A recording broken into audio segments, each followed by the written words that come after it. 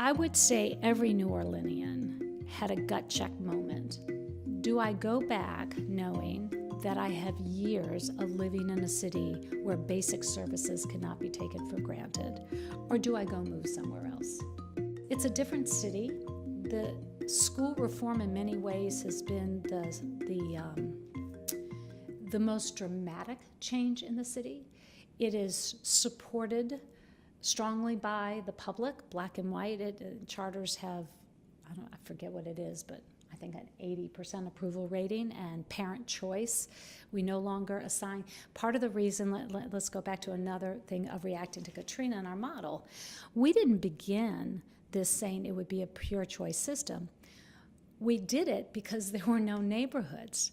So families were moving multiple times a year trying to work and rebuild their house. So what we said is there will be no attendance zone, so you don't have to disrupt a student's schooling as the family's moving from one house to another or from a family member to another family member as they rebuild their home.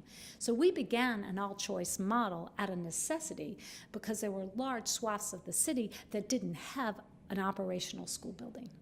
So what you see in New Orleans is really a blend of what some people are going to say is the education reform movement with a necessity that arose out of having to stand up a city that had the largest man-made disaster in the history of the United States and deal with a community. And by that community, I mean all New Orleanians that have really went through the equivalent of some of the devastation of a war where every institution is shut down.